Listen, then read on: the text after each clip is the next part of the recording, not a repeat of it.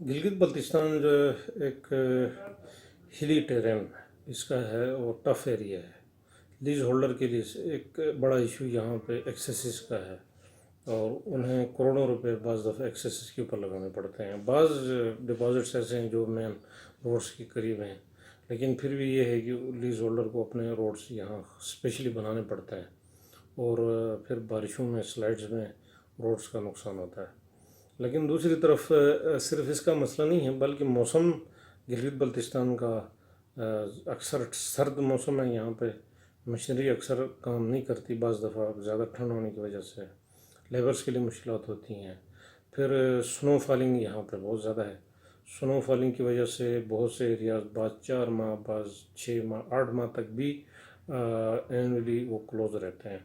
خاص طور پہ بلتستان کے اپر ریجنز ہیں، استور کا ایریا ہے یا اپر ریجنز گزر ایریا ہے، اور ان میں بہت زیادہ پوٹینشیل ہے یہاں پہ. دوسرا یہ ہے کہ جو لیز ہولڈرز آتے ہیں وہ بھی بہت سے ایسے لیز ہولڈرز ہیں جو لیز لینے کے بعد خاموش ہو جاتے ہیں. آپ ان کو جعلی لیز ہولڈر بھی کہہ سکتے ہیں، ان کے اوپر بہت سختی کرنے کی ضرورت ہے. لیز لینے کے بعد وہ خاموش رہتے ہیں، سالانہ کوئی نامنل سی فی ہے، وہ فی وہ پے کرتے ہیں اور سمجھتے ہیں کہ انہوں نے اپنا کام کر لیا. اچھا، اس کی وجہ سے ہوتا یہ بہت اچھے ڈپازٹس کے اوپر کام نہیں ہوتا، مقامی بے روزگاری کا مسئلہ جو ہے وہ حل نہیں ہوتا، گورنمنٹ کی انکم نہیں ہوتی، اور 10-10 اسکوائر کلومیٹر جو شروع میں الاٹ ہوئے لوگوں کو، 10-10 5-5 اسکوائر کلومیٹر ایریاز کے اندر لوگ بیٹھے ہوئے ہیں. اور جو ہے پھر اس کے علاوہ جو لیز ہولڈرز ہیں، خاص طور پہ جو ڈاؤن کنٹری سے آتے ہیں، وہ اکثر لوکل لوگوں کے ساتھ غلط بیانی بھی کرتے ہیں. ہم نے یہ دیکھا ہے، ہم فیلڈ پہ گئے ہیں تو جب ہم سروے کے لیے جاتے ہیں تو لوگ ہمیں روکتے ہیں، نہیں کرنے دیتے. جب ہم پوچھتے ہیں تو پتہ چلتا ہے کہ یہاں لوگوں نے آگے لیزیں لی اور مقامی لوگوں کو کچھ اور بتاتے رہے اور اپنا ایریا وہ انویسٹیگیٹ کرنے کے بعد انہوں نے لیز لے لیا. اب مقامی لوگ ان کو کام نہیں کرنے دیتے تھے وہاں پہ. وہ کرتے کیا ہیں، یہ لیز ہولڈرز آتے ہیں، چند نوٹیبلس کو اپنے ساتھ ملا کے ان کو کچھ فائدے کا لالچ دے کے اس ایریے کے، اس لیز ایریے کے، بعد میں وہ جو ہے جب عوام اٹھتی ہے تو پھر لیز ہولڈر کو کام نہیں کرنے دیتی. اور اکثر لیز ہولڈر یہی رونا روتے ہیں کہ ہمیں کام نہیں کرنے دیا جا رہا، حالانکہ وہ شروع میں عوام کے ساتھ وہ خود جو ہے غلط بیانی کرتے ہیں. تو اگر کوئی سن رہا ہے تو ان سے میری گزارش ہوگی کہ آپ اس بات پہ بالکل بھی مطمئن نہ ہوں کہ آپ نے چند نوٹیبل کو اپنے ساتھ ملا لیا ہے، اس سے کوئی فائدہ نہیں ہونا. لوکلز جب آپ کے ساتھ کام نہیں کرنے دیں گے، اگر یہ عدالتوں کا معاملہ ہوگا تو نقصان سب سے زیادہ آپ کو ہونا ہے.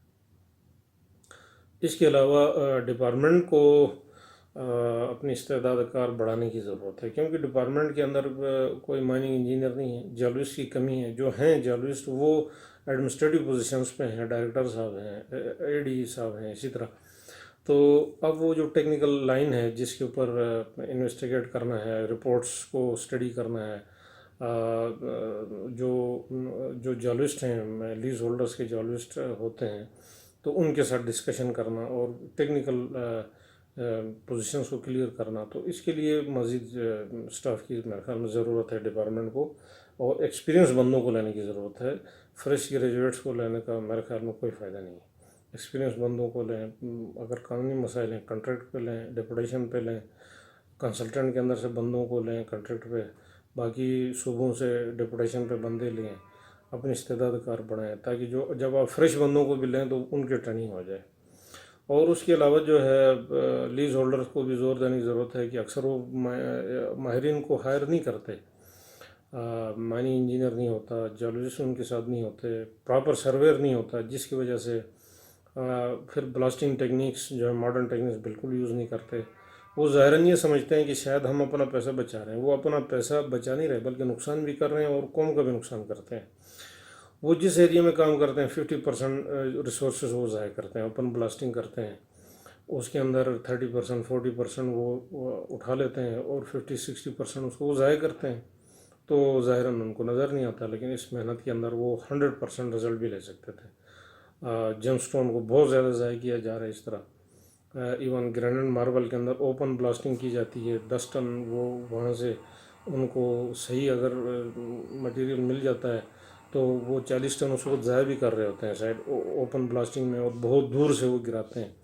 تو اس کے اندر ان کام کرنے کی ضرورت ہے ڈپارٹمنٹ کو، بلکہ انسپیکٹرز کے ذریعے سختی کرنے کی ضرورت ہے کہ جو مٹیریل ضائع کر رہے ہیں لیز لینے کے بعد ان کے اوپر بھی سختی کرنا چاہیے۔ نیچرل ریسورس ہے، یہ قوم کا ریسورس، اس کو ضائع نہیں ہونا چاہیے کسی صورت۔ اور اس کے بعد جو ہے نا منرل ڈپارٹمنٹ کو اپنی لیبارٹری بہتر کرنے کی ضرورت ہے، میرا مشورہ ہے اپنی لیبارٹری بہتر کریں، کیونکہ لیبارٹری کے اندر ریسورس تو ہیں، لیبارٹری ہے، اس کے اندر ٹیسٹنگ کی سہولت موجود ہے، ایک سارے موجود ہے، اور اسی طرح دیگر ٹیسٹ وہاں ہوتے ہیں، لیکن ایک تو ان کو بڑھانے کی ضرورت ہے۔ منرل پوائنٹ آف ویو سے لیبارٹری کو مزید اسٹیبلش کرنے کی ضرورت ہے۔ اس کے اندر ایک ہی اسسٹنٹ کام کر رہا ہے، ایک لیب اسسٹنٹ ہے، اور اس کی بھی پوری ٹریننگ نہیں ہوئی۔ ایک لیب اسسٹنٹ اگر کہیں چلا جائے تو کوئی ٹیسٹ نہیں ہو سکتا، اس کے ساتھ اوپر ایک اسسٹنٹ کیمسٹ اور ایک کیمسٹ بیٹھے ہوئے ہیں۔ اب ظاہر ہے کیمسٹ اور اسسٹنٹ کیمسٹ خود تو کام نہیں کرتے، لیب اسسٹنٹ نے کرنا، لیب اسسٹنٹ صرف ایک ہے اور اس کی بھی کوئی پراپر ٹریننگ نہیں ہوئی۔ تو یہاں لیبارٹری کا سیکشن کو مکمل علیحدہ کر کے اس کا الگ سے اسسٹنٹ ڈائریکٹر بنا کر اس کے اندر مزید سٹاف، منرالوجسٹ اور لیب اسسٹنٹ اور اس طرح جو بندے ہیں وہ رکھنے کی ضرورت ہے۔ جب لیب اچھا اسٹیبلش ہوگا، یہاں کے انویسٹرز کو دور جانے کی ضرورت نہیں پڑے گی، پاکستان کے دوسرے حصوں میں جا کے وہاں کروانے کی ضرورت نہیں پڑے گی، وہ انہی خرچوں سے ڈر کے وہ ٹیسٹ نہیں کرواتے اور پراپر رزلٹ نہیں آتا، اور بعض لوگ تو باہر بھجواتے ہیں، تو اس کی انویسٹر کی بھی بچت ہوگی، ڈپارٹمنٹ کا ریونیو ہوگا، تو اس کو بھی پراپر طریقے سے رن کرنے کی ضرورت ہے۔